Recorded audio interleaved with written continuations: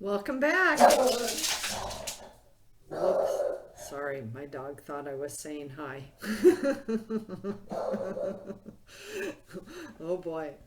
Okay, so we are on page 4 of Module 5, Lesson 1. Right where we left off, we had just finished the last problem on page 3. I put my numbers on the pages. Usually I didn't on this packet for some reason. So if you guys want to go through and just number them pages 1 through 8 so you can follow along, that's good. So we are on page 4. We're still doing some more translating. As I said, this is one thing you're going to see on every test and quiz in this class. So good to practice as much as we can.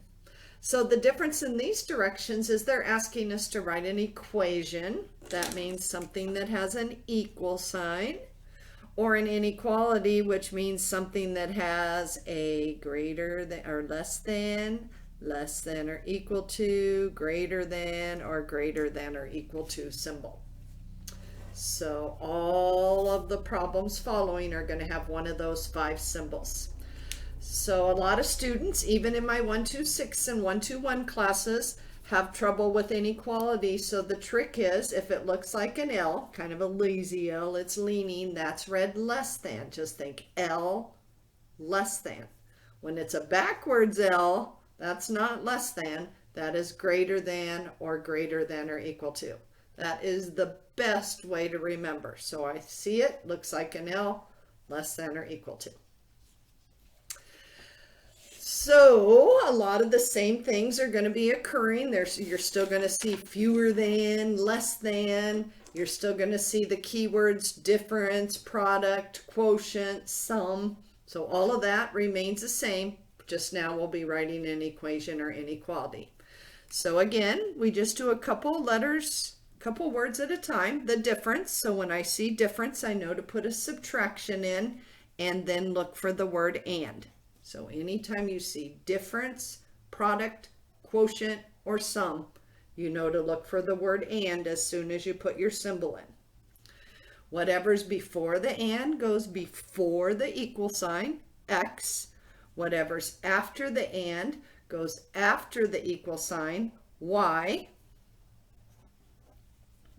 Is, in math, means equals. So then I put an equal in. Then I see 6 less than. So from the other page, page 3, we learned that 6 less than means something minus 6. 6 fewer than or 6 less than their quotient. So the quotient of X and Y, and because they didn't give us an order, that means we keep it in the same order. X was first, Y was second. So the difference, look for the word and, between X and Y is means equals. 6 less than means something subtracted by 6. And then quotient means the quotient of the two numbers, X and Y, keeping it in the same order. So you can see, if you don't read the whole sentence, like when you read the whole sentence, the difference between X and Y is 6 less than their quotient, you go, whoa, what in the world? But if you just read a couple words at a time, remembering the 4 operations, remembering to look for and, these are super, super easy. Just practice, you'll get good at them. Product, we learned on the last page, means to put our multiplication symbols in, and sometimes, as we did on the last page, you can drop those later. So product did that step. Then, because that's a key word, product, difference, quotient, sum, I look for the word and. So in the first parentheses is 2x, so I can see I can drop that parenthesis on the next step. That's considered one term.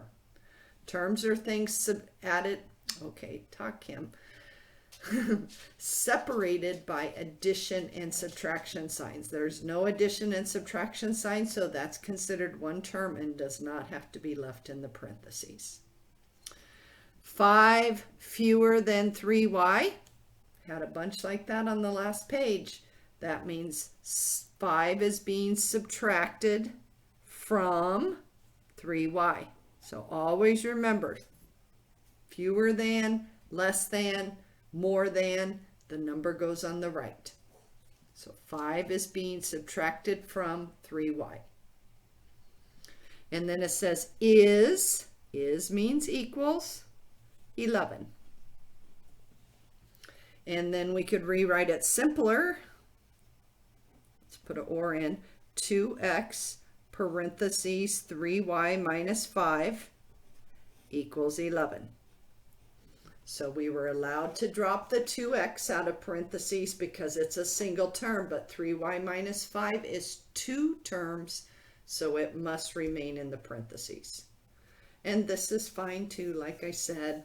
Just some teachers might look at you weird and go, why did you put the 2x in parentheses? It's only a single term. So I'm writing the simplified version there. Okay. Let's see. Let's do 2 more and then I'll let you guys try a couple. The quotient. So I immediately put my quotient bar. Then I look for the word and. So whatever's in front of and goes up in the numerator. 2 more than 5x. So there's that than word. So write 5x plus 2. But like I said on the last page, if you wrote 2 plus 5x, that would be counted correct too. But it's just nice to be consistent. Less than, fewer than, more than, put the number at the end.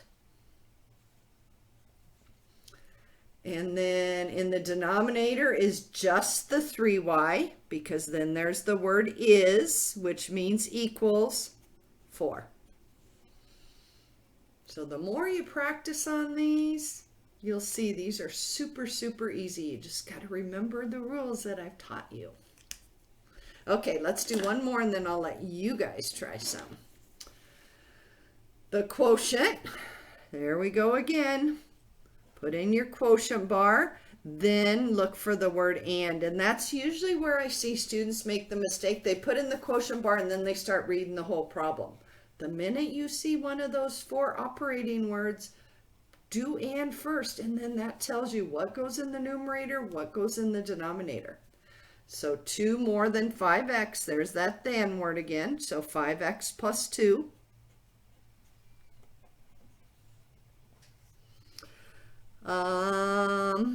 And 3y, so 3y is in the denominator again.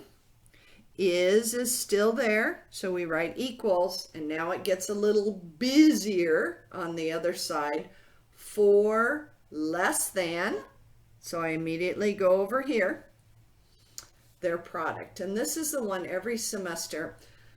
When we made these modules, all the different schools in the district, there's 9 colleges, picked a module and made it. This was made by another school, and I do not like this problem, because I'm not sure what they mean by there. So is there 5x and 3y? I mean, what are they referring to? So this is a problem I would never put on a test because it's super vague, and usually it's easy to know what there is. Like this one, there was only 2 things before it, an x and a y. Here, there's a 2, there's a 5x, there's a 3y. So I'm going to assume that these are what they mean for there, 5x and 3y. But like I said, this is a very poorly written problem. I would never put this on a test, but this is what they made. This is what they gave us. So 4 less than, we got that down. Their product. So product would be 5x times 3y. And maybe they mean this is there. So take this times this. Like I said, I'm not sure. Any teacher that put this on a test should be outlawed because it is just too vague. You don't know what there is. But that's my interpretation of it. but when I look at it, sometimes I think, well, maybe it could be 5x plus 2 and 3y. But we're not going to worry about it because you won't ever see that particular one on a test. That's very poorly worded. Okay, so we've done 1, 2, 3, 4, 5. 1, 2, 3, 4, 5, 6. So let's do one more and then I'll let you guys do the last ones. Okay, so we have 5 less than x. So there it is again, x minus 5. 5 less than x is equals 3 more than y. And there's that than again, so y plus 3. So 5 taken away from x is equal to 3 added to y. Okay, and I know I just realized that we need, let's see, 5 less than, okay, 5 less than x is, okay, I'll let you guys try the next two. I'm not just going to turn you loose because there's some you might not know how to do. So these next two, I just read through them. I think you'll be fine on those. So shut off the video. See if you can do those two. Okay, and then join back with me and we'll go over those two and see how you did. Like I said, don't be afraid of making mistakes. We all make mistakes. That's how we learn.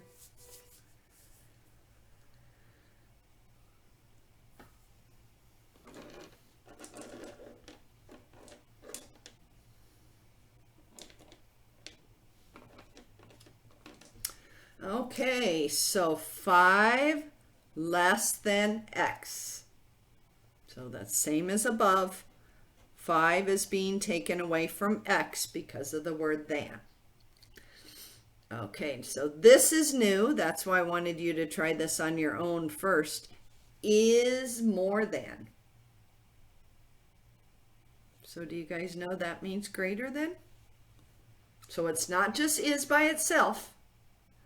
It's a whole phrase, is more than. That means greater than. Remember how we said this was also going to be the inequalities? So is alone is equal.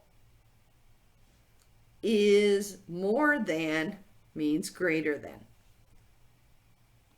And then 3 more than y. So there's the than, so do y plus 3.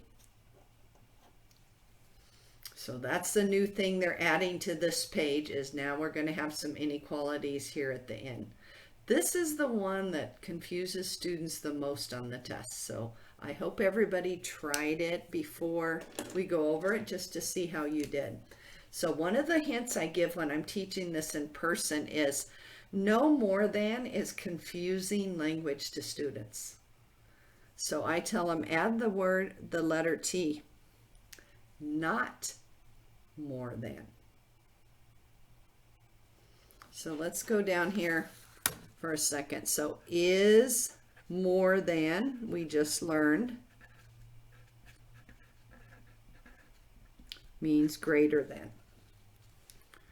And then is, what was that? Is not more than.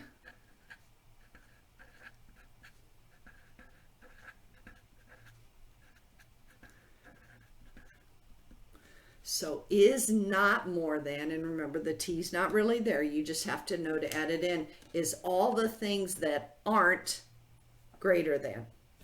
Well, less than's not greater than, and so is equal. It's not greater than. So this means is not greater than. Well, less than's not greater than, equal than's not greater than. So anytime you see is not more than, you write less than or equal. Likewise, if you see is not less than, and remember, it's going to say no less than, you have to put your, so what's not less than? Well, greater than's not less and equals not less. So is not more than is the opposite, less than or equal. Is not less than, that means greater than or equal, the two things up here that aren't in the list. So is not greater than, less than's not greater than, equals not greater than. So we put them together. Let's see. Is there another one that we need to know here? Yeah, is less than. So the last one you should write here is less than. I think I can slip it in here. Is less than. And that would just be the less than symbol. Looks like an L, L, L. That's how you know less than L. Is less than. And it has to be all those words together. It can't say is 3 less than. It has to be is less than consecutive with nothing in between. Because students see is 3 less than and they write a less than sign. Nope. It has to be is less than to write the less than sign. Okay, so we have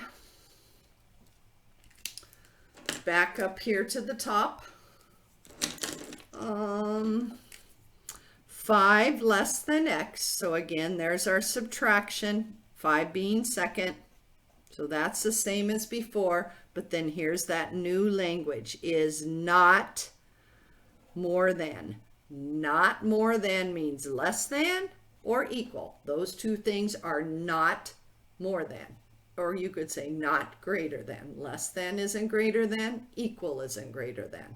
So is not more than means is not greater than. So we pick the two symbols that don't mean greater. And then 3 more than y, y plus 3.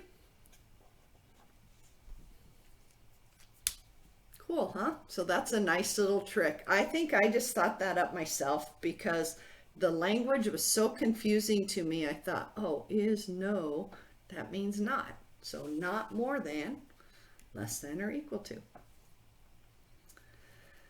Okay, so let's do 2 more and then you can do 2 more. How about that? So 3 more than y, y plus 3. Okay, here's that language that I just wrote down at the bottom. Is less than without an interruption.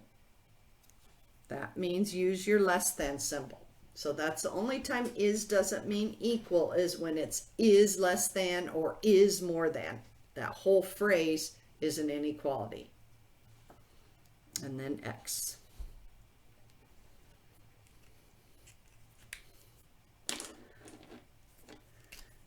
Three more than y.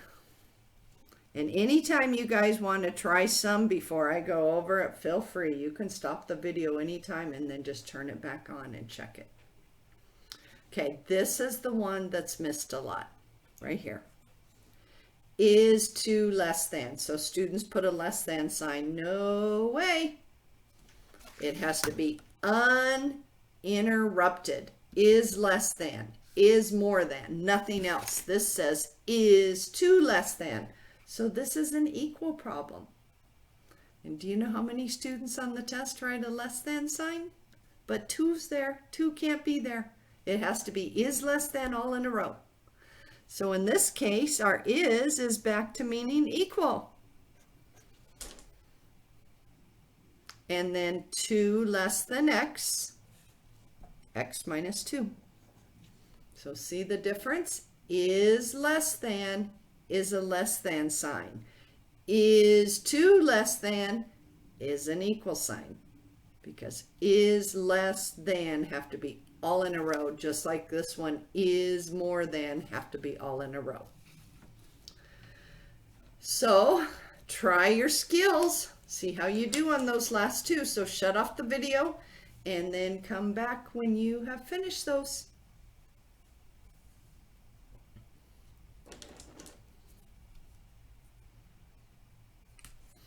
Okay, so 3 more than y, y plus 3 again.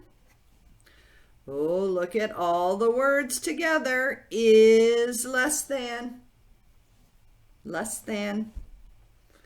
and then 2 less than x means x minus 2. Isn't that just amazing how just switching the order of two things can make the difference in the problem? So it's good to remember, is less than must be uninterrupted to write a less than sign. You can't have a 2 in there. Then it doesn't mean a less than symbol. And these are really good ones to practice on, because that's the only difference. Is this says is 2 less than, this one just says is less than. So it's a less than sign. And last but not least, 3 more than y is not less than. So not less than means greater than or equal to, no else. Is not less than. And then 2 less than x, x minus 2. But see how confusing that would be if you didn't use my little trick of 3 or 4 words at a time. 3 more than y is no less than 2 less than x. Your head would be spinning if you read that whole thing. You wouldn't even know where to start. That's why we just do one little phrase at a time. Take these 4, then take these 4, and then take these 4 and do it piece by piece, because it's super confusing if you try to read the whole sentence and go, oh my gosh, I have no idea what they want. So hope that works for you. Hope it helps you. You'll get a lot of practice on Alex. And all your test and quiz questions come from Alex, so doing your homework is key in this class. Okay, let's move on to page 5. We're just going to talk a little bit about inequalities, just because they're pretty big. Oh, I don't know what section it is. It seems like it's 5.4 maybe. We solve inequalities, and it's like almost too much for students. They have to learn how to solve them, then they have to learn how to graph them, then they have to learn how to write interval notation for them. Oh, okay, talk him. Interval notation for them, and it's just overwhelming. So I always like to, the first week of school, talk about the graphing, talk about the interval notation, so when you get to this in section 5.4, all you have to do is learn how to solve the inequalities. You already know how to do this part. And I found students do a lot better seeing it twice instead of seeing it that one day and going, oh my gosh, that was so much to learn today. I can't remember it all. So hopefully it works for you too. So this is read, -1 is less than x is less than 3. This is what we call a compound inequality. And in layman's terms, it means x is in between -1 and 3. X are our solutions. So if I draw a number line, -1, 0, 1, 2, 3, x, which are the solutions, because x is our variable, is in between -1 and 3. You don't even have to think to draw this graph. Oh, in between -1 and 3, that's right here. So anytime x is in the middle, just read it as x is in between -1 and 3. And Alex has 2 ways of doing this, and in the upcoming classes, they use only parentheses and brackets. Alex kind of switches around between them, so I'm going to show you both. So you could have, there's no equal sign, so how we show not equal is we put big open circles, and that's how you learned it in high school, big open circles. But as you move up the ladder in the next class, it will be like this. It will be parentheses. And the reason why is after they have you do the graph, then they have you write interval notation, and interval notation uses parentheses and brackets. So just know these are the same,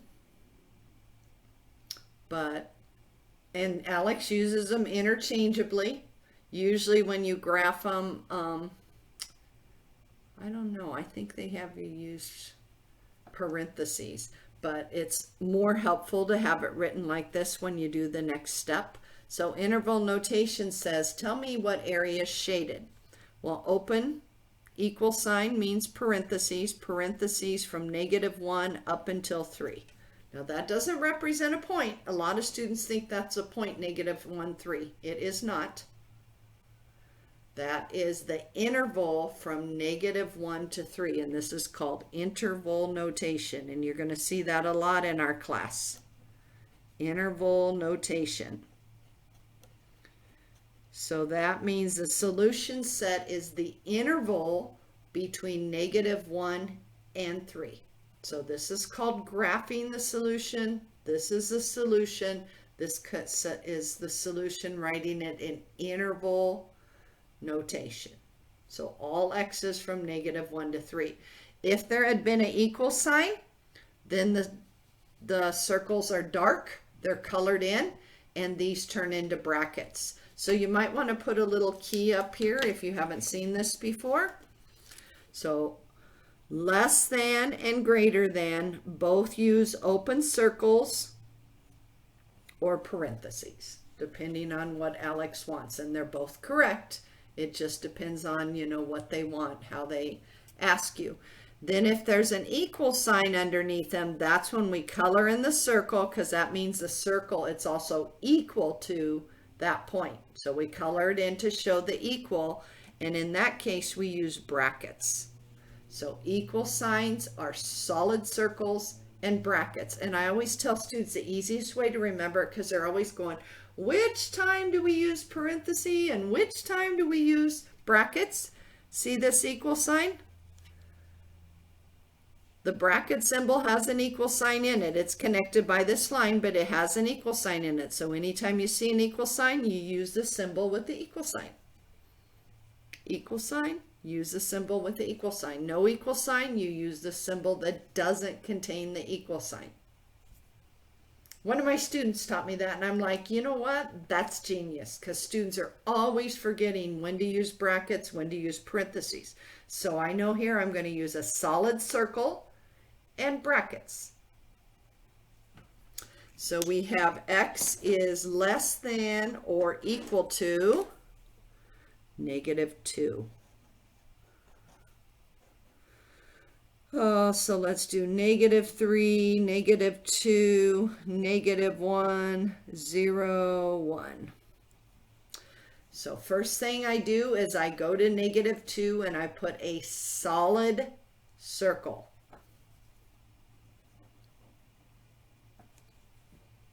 Or if you're using brackets, you put a bracket. And this is read less than. So think of the L's. A less than looks like an L. It's read less than with an L, and you shade left with an L. So less thans are all L's. It looks like an L, it's read less than, and it means shade left. Also, as long as you keep your X on the left, the arrow will tell you shade left, shade left, shade left. See how it's pointing to the left? But you have to have your X on the left for that to work. If your X is on the right, it won't work. So then I shade left, making sure to shade my arrow as well to show that it goes on forever. And so if you were doing this graph, it would look like this. So instead of a closed circle, it's a bracket. So this is what you'll do in the next class. And Alex kind of leans heavily this way, but then it starts doing it this way later, just to get you accustomed to the new notation for the next class. So you should know both of them. So closed circle is the same thing as a bracket. I should put my -2 there.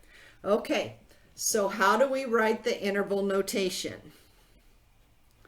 Interval notation always has to be kept in the same order as the number line. Notice I took the -1 and 3 down.